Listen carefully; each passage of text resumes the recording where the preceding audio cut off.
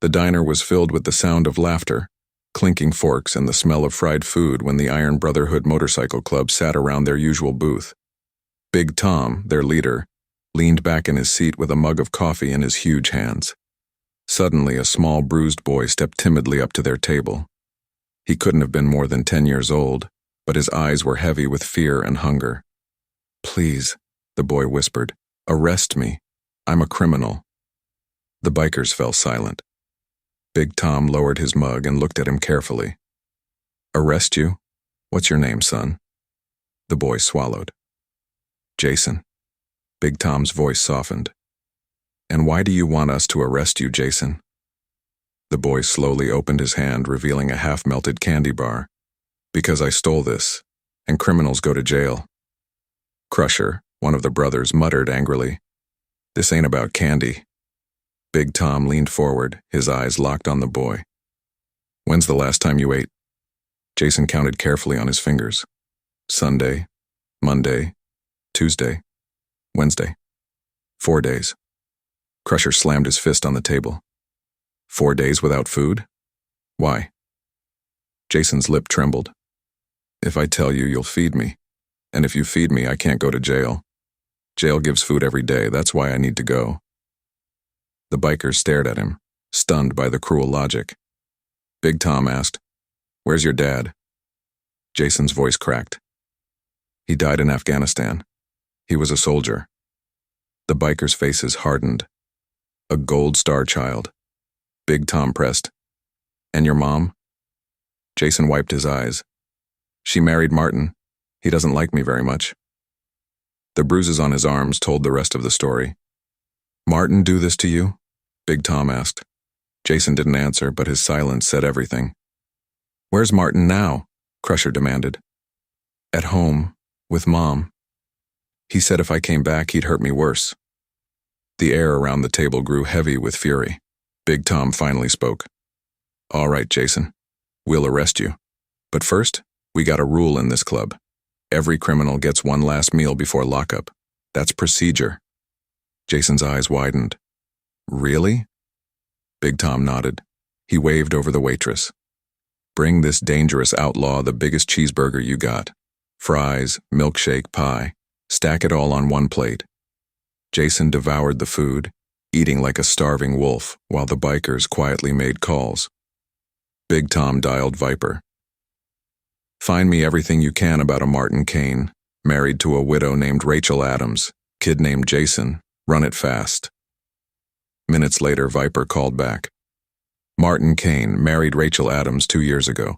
Her first husband, Sergeant Daniel Adams, killed in action in Kandahar. Current address, 4827 Oak Street. Martin's got 2 domestic violence arrests from before, both dismissed."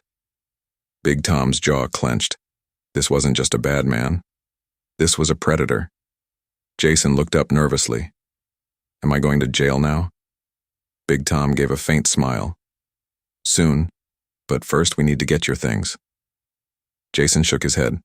"No, Martin will hurt you too." The bikers chuckled darkly. Crusher leaned down. "Kid, nobody hurts us." The club roared down the road with Jason riding in front of Big Tom, a helmet far too big for his small head. They pulled up to the house with an American flag still hanging in the window, a relic from when Jason's father was alive. Big Tom knocked on the door. Martin answered, reeking of beer. "What do you want?" he slurred. Big Tom said calmly, "We're bringing Jason home." Martin's eyes narrowed when he saw the boy. That brat finally came back. He reached for Jason, but Big Tom caught his wrist and squeezed until Martin winced in pain. Rachel appeared behind him, her face bruised, her arms marked with fresh injuries. "Jason," she gasped, reaching for her son. But Jason pulled back. "You picked him over Daddy," he whispered. The words shattered her. Martin growled, "Get off my property before I call the cops." Big Tom's voice was ice. "Please do. I'd love to explain how you've been beating a war widow and her son." Martin blanched. "You can't prove anything." That's when Viper stepped forward, holding up his phone. "Actually, we can. Jason told us everything. Every date, every bruise, every scar, it's all recorded.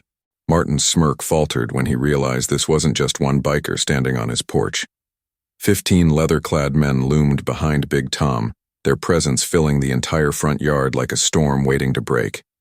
He tried to puff out his chest, but the stench of beer and fear gave him away. Big Tom didn't flinch. "You've been hitting a soldier's widow and his son," he said flatly. "That ends tonight." Martin tried to laugh it off. "You don't scare me. You're just a bunch of bikers." Crusher stepped forward, cracking his knuckles so loud it echoed. "Correction. We're a brotherhood. And right now, protecting Jason makes him our brother too." Rachel stood frozen in the doorway, torn between shame and hope. "Please," she whispered, "don't make this worse." Jason clung to Big Tom's vest, hiding from Martin's glare. "He said if I came back, he'd kill me," Jason muttered. The words made Martin's face twist in anger, but before he could speak, Viper shoved his phone in his face. "You're finished, Kane. We've got your record. We've got Jason's testimony. You won't drink your way out of this one." Martin tried to snatch the phone, but Big Tom caught him by the collar and yanked him outside. "You want to hit somebody? Try me." His voice was low, dangerous. The bikers circled, their boots heavy against the gravel, their vests catching the glow of the porch light. Rachel covered her mouth, trembling as Martin's arrogance collapsed into silence. Jason tugged Big Tom's arm. "Please don't hurt him. Just take me to jail like I asked." His innocence cut through the rage like a knife. Big Tom crouched down so he was eye level with the boy. "Jason, listen to me. You're not the criminal here, he is. And tonight he's the one going to jail." The boy blinked, trying to process the words. "But jail means food." Big Tom put a heavy hand on his shoulder. "So does family. And whether you know it yet or not, you've got one standing right here." The other bikers nodded, some with mist in their eyes. Crusher grumbled, "Kid, you'll never miss another meal. Not while we're breathing." Martin spat on the ground, desperate to claw back control. "You think you can take my house, my wife, my rules?" His voice cracked. "You're nothing but outlaws." Big Tom's glare could have burned holes in steel. "Outlaws, maybe, but we live by one rule you'll never understand. Loyalty. And you broke the most sacred loyalty of all, protecting the child of a fallen soldier." Rachel finally stepped forward, her voice shaking. "Martin, get out. You don't own me. You don't own this house, and you will never lay another hand on my son again." For the first time, Jason's eyes lit with hope. He whispered, "Mom?" Rachel fell to her knees, hugging him tight. "I'm so sorry, baby. I should have protected you." Jason's small arms wrapped around her, hesitant at first, then clinging as if he might never let go. The moment was broken by the flashing of red and blue lights. Police cars pulled into the street, their sirens cutting the night air. Martin's confidence returned for a split second. "Ha! You're done now. They'll lock up all of you." But when the officer stepped out and saw Big Tom, their demeanor changed instantly. One of the cops nodded in respect. "Evening, Tom. Heard you had a problem." Big Tom gestured at Martin. "This man's been beating a war widow and her son. We've got the kid's statement, we've got medical evidence on both of them, and we've got his history of arrests. What more do you need?" The officer looked at Jason, then Rachel, then at Martin. "Sir, put your hands behind your back." Martin's face drained of color. "Wait, what? They're the criminals. They're bikers." The officer shook his head. "Maybe. But tonight you're the only one going to jail." The bikers didn't cheer, didn't gloat. They stood in silence, watching as Martin was cuffed and shoved into the back of the squad car. Jason stared in disbelief. For the first time in years, he wasn't the one being punished. He looked up at Big Tom with wide eyes. "You mean, I'm free?" Big Tom gave him a small smile. "You were always free, son. You just needed someone to fight for you." The squad car carrying Martin disappeared down the street, its taillights fading into the night. For the first time in a long while, Rachel's porch was quiet. No shouting, no threats, just the sound of Jason's shallow breaths as he clung to his mother. Big Tom watched them carefully, his arms folded, his jaw tight. He'd seen battered families before, but something about this one cut deeper. Maybe it was the military flag in the window. Maybe it was Jason's eyes. The same eyes as a fallen soldier who would never come home. Jason looked up nervously. What happens now? Will they let him out tomorrow? The question made Rachel flinch. Big Tom crouched down again so Jason could see the seriousness in his face. No, son. Not this time. We've made sure he won't be coming back.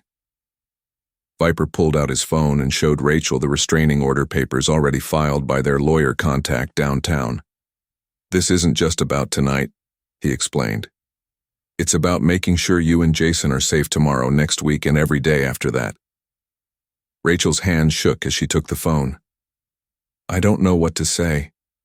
Crusher put a heavy hand on her shoulder. Say nothing. Just breathe. You've been surviving in a war zone of your own.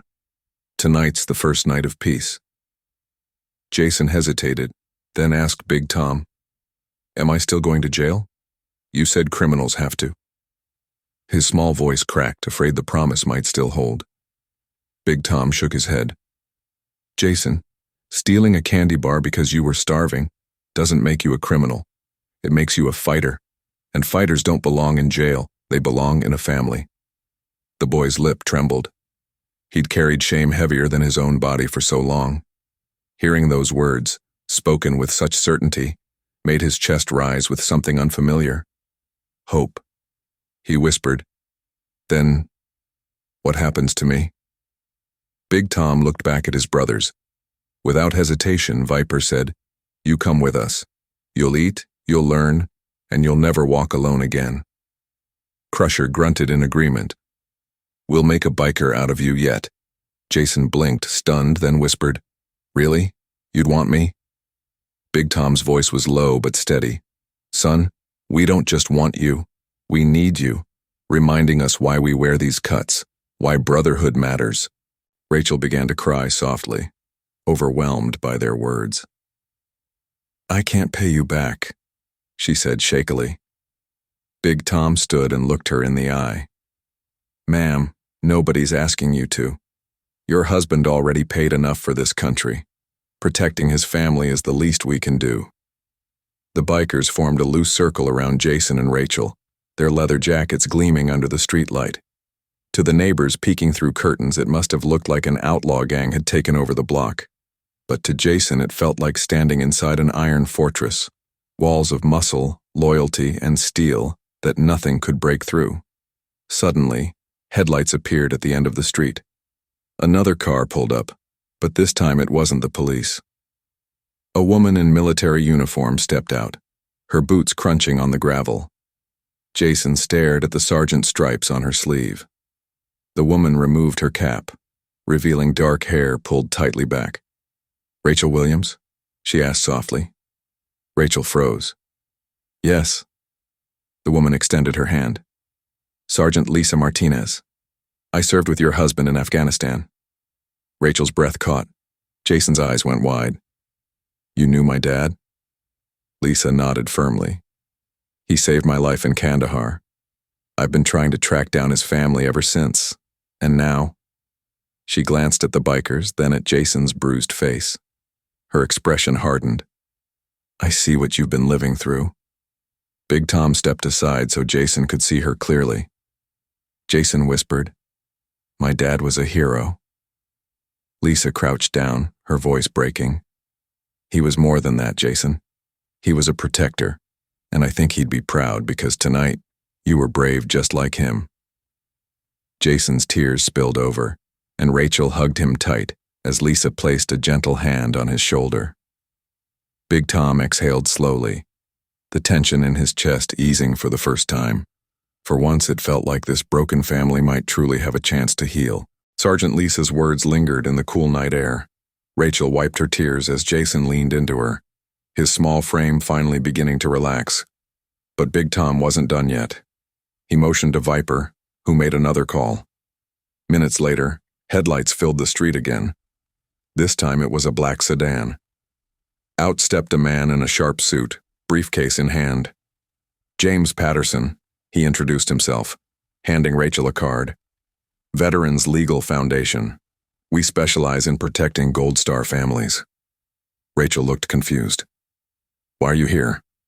Big Tom answered for him. "Because Martin doesn't just lose his freedom tonight. He loses the control he stole from you." James opened his briefcase and handed Rachel a stack of papers. "Restraining order, divorce filings, and proof that this house was paid for with your late husband's military benefits. It's legally yours, Rachel. Martin was never entitled to any of it." Rachel's hands trembled as she flipped through the documents. For so long, Martin had convinced her she had nothing. No rights, no choices, no escape. Now in her hands was proof he had lied about everything. She whispered, "He married me. For money?" Big Tom's silence was heavy, but Jason's small voice broke it. "I told you, Mom. He never loved us." Lisa knelt, looking Jason straight in the eye. "Your father loved you, and tonight his brothers." She glanced at the bikers. "And his sisters in arms. We all stand for you now." Jason held her gaze, then looked back at Big Tom. "So, what happens to us?" Big Tom smiled faintly, a rare softness breaking through the steel of his face. "You start over, fresh, safe, together." The bikers moved quickly, as if they'd done this before. Crusher carried boxes. Viper arranged for a furnished apartment through one of their contacts. By the time the night was over, Rachel and Jason were settled in a clean, warm home across town, a home Martin would never find. Jason looked around wide-eyed, staring at the bed, the stocked fridge, even the curtains on the windows. We live here now?" Big Tom ruffled his hair. "Yeah, kid, this is home." Jason swallowed hard, then whispered, "It feels like a dream." But Big Tom wasn't about to let the boy drift into thinking it was charity. He crouched down. "Now, about your sentence." Jason's eyes widened nervously. "Sentence?" Big Tom smirked. "Community service. Every Sunday you're at our clubhouse washing motorcycles. That's the law." Viper chuckled. "It's biker law." Jason blinked, then grinned for the first time. "Can I bring Mom?" Crusher rumbled. "She's welcome anytime." Rachel smiled through her tears. "Thank you. Thank all of you." Months passed and Jason kept his promise. Every Sunday the boy showed up at the clubhouse, rag in hand, scrubbing chrome beside his new uncles. He learned about engines, respect, and what it meant to protect, not harm. Rachel found strength again, joining a Gold Star support group Lisa connected her to. The wounds, both seen and unseen, began to heal. 6 months later, at the Veterans Day parade, rows of motorcycles thundered down Main Street. Jason stood proudly beside Rachel, holding a small American flag. Big Tom rolled up and stopped right in front of them. From his pocket, he pulled something shining on a chain. Sergeant Marcus Williams' dog tags. Rachel gasped. "How did you find those?" "Martin sold them." Big Tom just smiled. "We have our ways." He placed the tags around Jason's neck. The boy's small hands clutched them tightly. "My dad was a hero," Jason whispered. Big Tom put a hand on his shoulder. "So are you, Jason. Don't ever forget that." Jason looked up. "Will Martin ever come back?" Viper leaned down, his voice like gravel. "Never. Men like him don't get second chances, not after what he did." And he was right. Months later, word came that Martin had been arrested in another state for fraud and abuse. This time, the law kept him behind bars for good. Jason's eyes shone with pride as the parade roared past. He wasn't the scared little boy begging for jail anymore. He was part of a family now, one made of leather, steel, and loyalty. A family that honored his fallen father by protecting his son. And as the devil's disciples rode by, Jason raised his flag high, the dog tags gleaming in the sun. For the first time, he believed it. He wasn't alone. He never would be again.